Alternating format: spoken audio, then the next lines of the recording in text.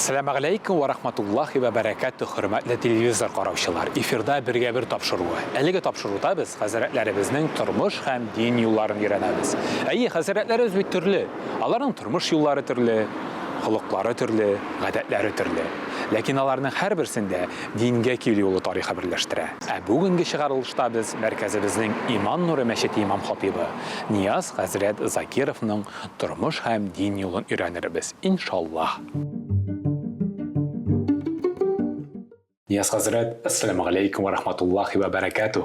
Wa alaikum assalam wa rahmatullahi wa barakatuh. Әлеге tapşırığını bizə də, sizə də xeyirli uzdurub çıxsın üçün Allah Teala tilaşqışları versin deyib. Amin. Amin. Niyaz Hazret, tapşırığınızı başlağançı İman Nuru Məşidinin qısqaça tarixini söyləyib getməsinizmi ikən? İman Nuru Məşidi bu yerdə bizdə məşid yox idi. Ağsaqqallarımız, abıstoylarımız yığılışıb indi 90-cı illərdə biz bir məşid salıyıq hələ deyib niyyətləb, ardından yürüb, Allah'a şükür məşidini salıb qoyğanlar açılışı 90-cı illərin axırında idi. Elhamdülillah şükür.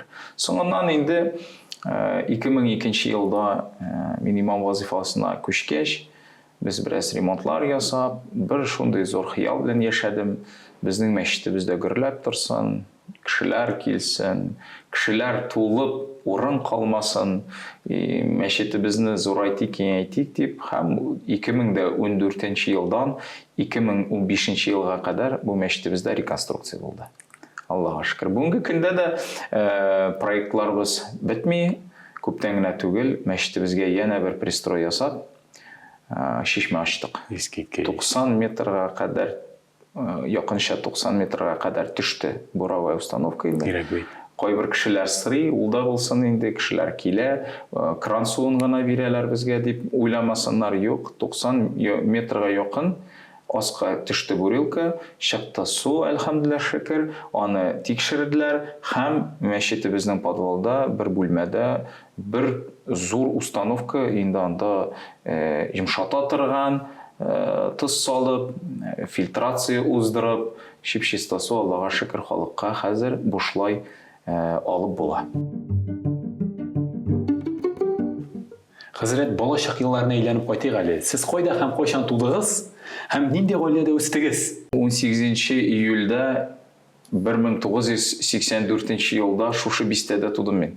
Бу бистәдә түгел инде, Казаныбызда бер роддомда тудым инде, әлхәмдүлилләх шөкер. Ама шушы бистәдә туып, шушы бистәдә үсеп, әлхәмдүлилләх шөкер, Нагорный бистәсенә имам булып кайтырга насыйп булды. Хәзрәт, кичкенә вакытта нинди бала идегез? Ошык, бик менә ничек дип тик тормас инде. Минем бер дәваним әйтәде, әнинең әнисе, кызым, бу балаң аяғында жири алам икән, соң ул кул өстендә генә жири ул ди. Мин бик ничек дип әйтим инде, гаҗәеп тик тормас идем инде. Шун муллалык вазифасы мине бәлки кыткаргандадыр. Шушы дингә бирелеп, ничектер тынычланып киттем. Әлхәмдүлилләх шөкер. Нияз хәзрәт, шушы кичкенә малайның хәзрәт булырга нинди дә булса мөмкинлеге бар идеме балачакта? Уй бәлки балачакта юк идер. Әмма ләкин киләчәктә дә бәлки сөйләшербез. Дәваниләр бит исән булсыннар, киткәннәрен урыннары җимактан булсын. Минем газиз дәванием әтинең әнисе миңа дин юлына мине бастырып җибәрде.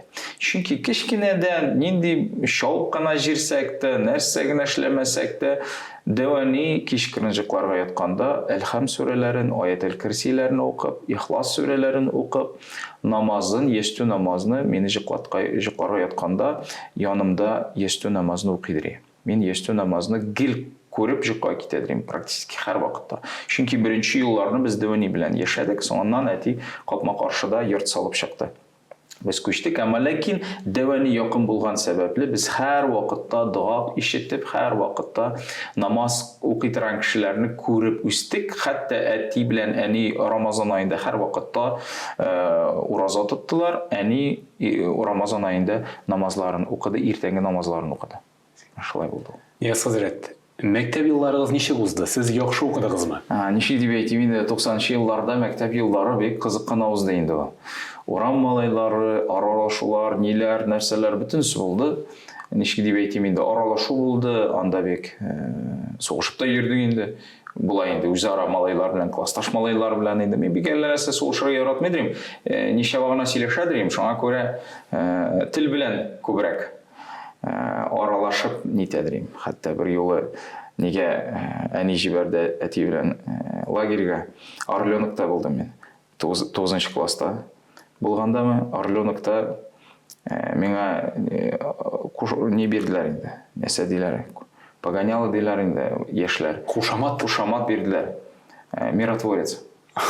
Бөтен Орленоктан да сугыша башлыйлар малайлар. Мин киләм дә нәрсә сугышасыз? Моны бит инде тел белән чишеп була. Аннарсы мине гел җиртәдри, карады, анда ничектер малайлар кызган, әйдә, Нияз килсен әле, сөйләшеп алсын әле. Барадыр инде, сөйләшәдер инде. Шунда сөйләшеп, аңлатып, нәрсәгә менә, нәрсәгә сугышырга. Тел белән аңлап, сез бит дурак түгел, тел белән, тел аңлыйсыз бит инде, сөйләм. Аңлыйсыз, әйдә, сөйләшәбез. Утырып сөйләшәбез дә, нормаль куллар бирешеп, саубулашалар. Шуңа күрә миңа миротворец дип әйткәннәр инде бу вакытта. Кызык иде ул. Ул тәҗрибәдә кызык иде. Ничек дип әйтим, шулай булды инде. Укуым әллә нәрсә ничектер мин, әлхәмдүлилләһ шөкер, укытучыларым белә инде. Әллә нинди укуларым 5-кә укылдым дип әйтә алмыйм. Бер әйберне әйтә алам, ислам юлына баскач, университетка кергәндә безне бер ай дәвамында укыттылар. Диктантлардан тыш, менә бу светский белемнән тыш, безгә бер ай укытканнан соң гарәпләр укыттанда, безнең татарлар укытты, имтиханнарны без гарәп теле буенча, әхлак, фикъ буенча без шушы янә диктанттан тыш шушы белемнәр буенча имтихан бирдек. Шунда десятку лучших студентов лектик. Аллаһка шөкер. Шуңа күрә бу нәрсәдән булды, минемчә, теләк. Анда бик каты теләк иде ул әйберләрне өйрәнергә. Шунлыктан кызык булды ул. Хәзрәт, мәктәптә яраткан фәннәрегез нинди иде? Мәктәптә укыганда физкультура инде яраткан. Әлбәттә, ир кешенең без кай вакыт дәресләрдән кашкы, моны әйтергә дә ярамыйдыр инде. Все-таки дәрестән киткәндә әкрен генә физкультура ниенә килеп, баскетболлар уйнап малайлар белән. Ничек дип әйтим, һәрбер дәрес кызык иде минемчә. Мин яратадым литератураны, чөнки анда тарих. Ахыргы 10-11 классларда укыганда бик миңа тарих шидри. Укытучыбыз бик кызык иде. Ирина Николаевна, мен дөресен әйткәндә китапта юк иде. Әйе, ул вакытта ничектер китаплар сатып алырга кирәк, нәрсәдер китте шундай. Бер ел эчендә без 4 китапны уздык. Тарих буенча. Укытучыбыз шуның кадәр җиренә җиткезеп сөйли, гаҗәеп, кызык тыңларга иде. Мин тыңлап утырадым. Собраниены әтиәннәрен чакыргач, мимәтләр бик җирмиде. Дус малайның әнисе киләдер, анар безне идәп шәрәдер инде. Карады, Роза әйтәдер, Нияз Альберт, сез нәрсә соң инде? Ну, нинди китап юксыз? Мен әйтәм, ник соң тарих буенча бишле. Ничә булай? Укытучы әйтә, менә мин беләм ди, класста менә шийка малайда китап юк. Аларны укымый да, юк та ул аларның диме. Бер дәфтәр белән киләләр инде алар ди, кай вакыт бер бит белән киләләр алар ди. Диме. Икенче дәресне сорыйм шулардан. Булар мәгәен тыңламаганнар. Менә сүзгә сүз сөйләп бирәләр ди. Без просто тыңлап утырадык. Ну, мин лектим, имтихан биргәндә, лектим инде. Анда кабатларга кирәк бит инде. Даталар, ниләр? Шунда лектим, имтихан өчен барып, Дербышкидан китап сатып алып кайттым. Имтихан бирер өчен. Шунда укып чыктым да, яңадан имтиханны биреп, шулай 5-легә. Тарих кызык иде. Нияз хәзрәт, кем булырга хыялландыгыз? Әгәр дә имам Нуры мәчетенең имам хатибы булмасагыз, Нияз хәзрәт Закиров кем була иде тормышта? Ну, 9-нчы класслар укыганда мин бит инде җырга җиридрим, биюгә җиридрим. Безнең бик яхшы укытучылар иде. Әлхәмдүлилләһ шөкер. Имашев Фатима Ханифында җырга җирдем мин. Данлыклы Маскот Имашевның Хәләл-Җифете. Әлхәмдүлилләһ шөкер. Ризия Касимовна бию буенча. Ул да соңнан дингә басып китте, Аллаһның рәхмәте. Без Марсель Махмутов белән Рамил Достыбыз Рамил китмәде инде театральный не буенча. Марсель Махмутов инде Балмай деген проектлар клипмейкерлар булды. Марсель достым белән без Рамил белән театральныйга училищега керәсе идек.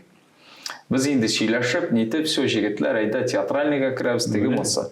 Әтием бик ни кеше иде, зур җирләрдә эшлидер, председатель Пестричинского райпода инде, има пригородный потребовательство. Әти әйтә, улым, ну училище инде бик теләсәң инде әйдә син 10-нчы класска кал, һәм институт культурага керерсең.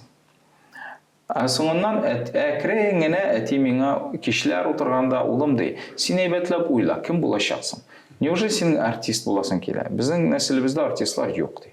Бездә финансист муллалар инде нәселдә. Шунда әти әйтә, улым әйдә КФИга керәсең. Экономикага кирәк ди. Экономистлар яхшы. Ни ул? Давай шунда. Әти җиреп, сөйләшеп, кешеләр белән очрашып, нинди экзаменнар бирәсең, нәрсә әзерләнеп килдек инде. Әтинең сүзен тыңладым, ярар әти әйдә экономист булам. Инде 11-нче класска кергәч, шул күңелләр әллә нишләде. Чиста ни буенча яшисе килә башлады. Ул менә яшьләрнең афуйтыз тозып җирүләр, ниләр, әллә ничек сәер иде ул миңа. Һәм 11-нче класста әйтәм, менә Мөхәммәдия шәкертләре белән танышып, миңа бик хушыма килде. Кайттым да әтиме әйтәм, мин бармыйм экономистка. Улым, ничек инде, институт культура, что ли? Яңадан шуңар кайтты. Юк, әтиме әйтәм.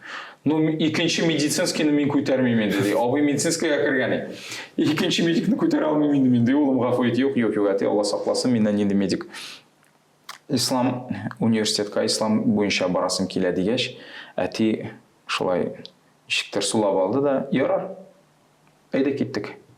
Шундук мені машинага утыртты да, біз киттек Мөхәммәдияны карап кайттык.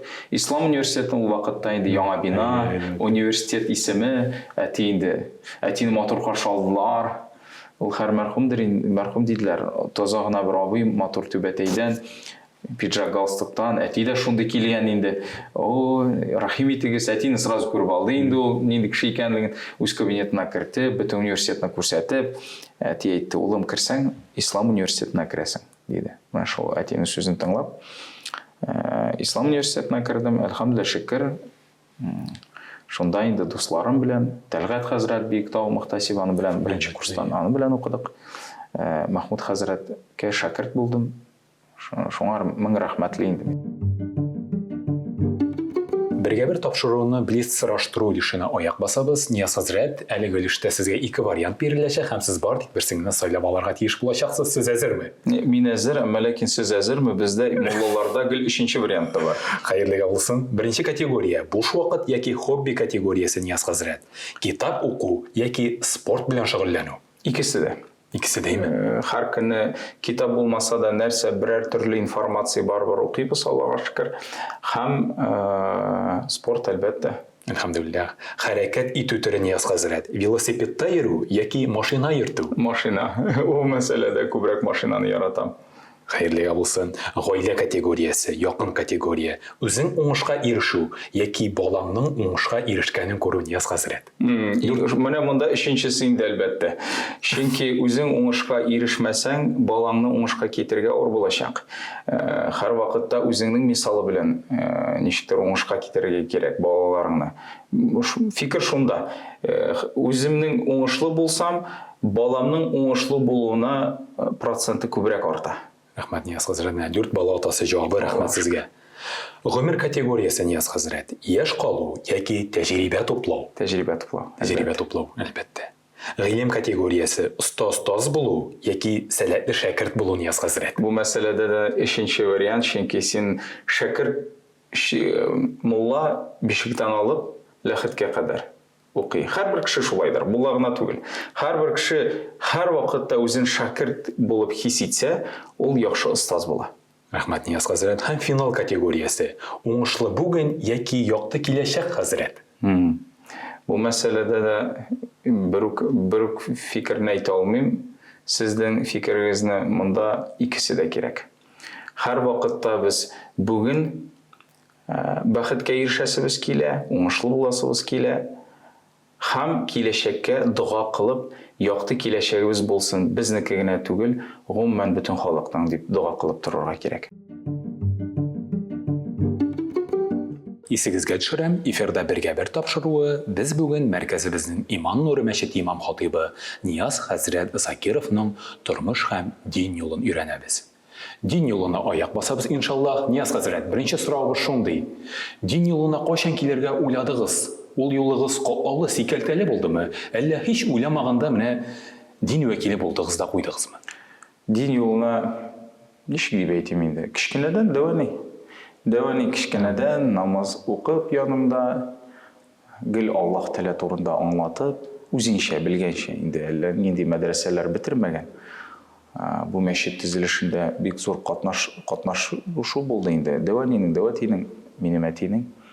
Шуңа күрә кичкенәдән дәвани шулай. Башта намазлар укып яныбызда әлхәмнәрне өйрәтеп, аятел кирсиләрне ятлатып, кичкеренҗекларга ятканда. Соңыннан инде мәдрәсәгә, бу мәчет юк әле, шәһәр мәчетенә йөртеп, якшәмбе көнне. Аннары инде билгеле, без инде 7-нче, 8-нче, 9-нчы классларында 90-нчы еллар без инде җегетләр үстек, ул вакытта мәчетне салынды да, шушы мәчеттә укый башладым. Барыбер якшәмбе көнне җөрдек абыйлар белән. Инде 11-нче класста ничектер тормышымда әллә нинди үзгәрешләр, фикерләр килә башлады. Ничектер гел шулай буламы, тормыш шулай гына барамы соң? Әти дә гел әйтәдер, улым, уйла, кем булачаксың тормышыңда? Гел уйла дип әйтәдер. 11-нче класста Мөхәммәдиядән килгән шәкертләр белән таныштым да, карале мен әйтәм, намаз укый торган кешеләр, алар бабайлар гына түгел бит инде, яшьләр дә бар дип, бик рухланып намазга бастым да. Инде аннары билгеле Ислам университетына кирдем укырга. Шулай булды.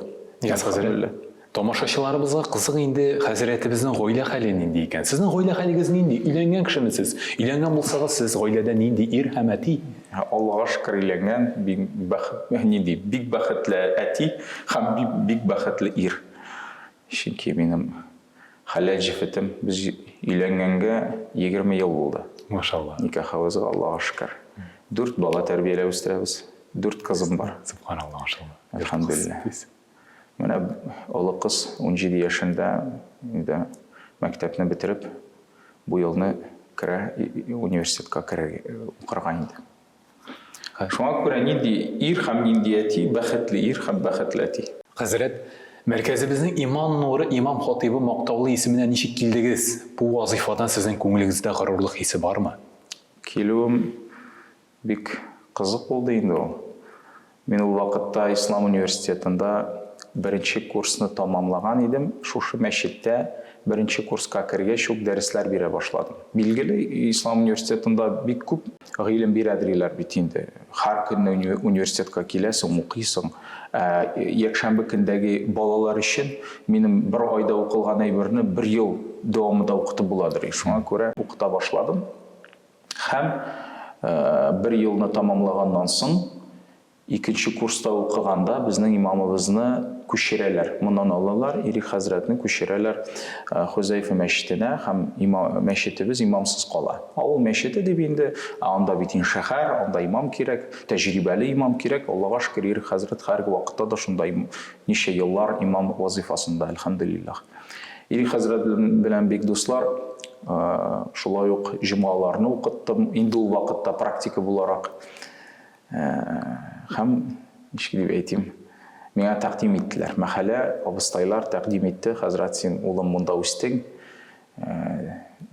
Дәвати дәвани шу мәчеткә бик зур өлешләрен керткәннәр. Әйдә син мулла буласың. Мен әйтәм, юк, мин мулла булмыйм. Нинди мулла? Мин әле икенче ел гына укыйм университетта. Шул вакытта әтигә кайттым өйгә. Әти кич белән әйтә, улым ди, син Ирик хәзрәтне күчерделәрме? Әйтәм, әти. Сиңа тәкъдим итмәделәрме? Мен әйтәм, тәкъдим иттеләр, каян беләсең? Беләм инде, улым ди. Син нәрсә дидең? Юк дидем. Улым ди, нигә юк дисең? Син бит шунда кирдең. Мен бит сине КФУга кертәсе идем, финансовыйга, КФИ иде ул вакытта. Аңар бармыйм дидең. ислам университетіне барам. Неге? Халыққа қызмет етер үшін бе енді дейді. Сен Аллах Тағала ишеклерін аша, сен ол ишекні ябарға тілейсің дейді. Неге? Әти мен айтам қорқам. Шул қазақ не болды ол? Мен қорқам мен айтам. Нәрседен қорқасың? Мен 18 еш. Нешек мен ол бабайларын тыңлатайым. Нешек енді мен оларға баға сөйлеймін, олар мен тыңламайшақ. Олым дейді ол мен. Әгер де сен ойлайсың, шушы дүнияны сеңа бір патноста кетіріп берелер екен дейді. Сен хаталанасың дейді. Бұл дүнияда бек қаты тырышырға керек дейді. Һәм Аллах Тағала сен ол ишекні аша, сен аны япма дейді. Бар ол ишек ішіне дейді. Кір дейді анда. Һәм ikkinchi kunni keldim Islom universitetine dersке. Birinchi ders Mahmud Hazrat'ta. Mahmud Hazrat шақыртып алады. Шунда яратады оның дәрсләрен. Mahmud Hazrat шақыртты да отыртты қаршына. Нияз демеді ол, мен Закиржан, менің фамилия Закиров бетін. Закиржан дейді. Закиржан, нәрсе дейді, мұлағызны күшерлер дейді. Мейтім, қойын сіз бүтін ебіріні білесіз көрі, әти де білесіз, сен де білесіз. Ол айтты, шолай олым тұрғыш ол дейді. Сен нәрсе дейдің? Мейтім, жоқ дейдім. Ол айта құлағына барам дейді. Әгер де сен ол мәшітке қазір бармасаң, біз білмейміз кімні кетірешекілер онда. Әгер де сенің мақалыңны біз салар. Сен кім жауаплы болашақ деген. Сен жауаплы болашақсың.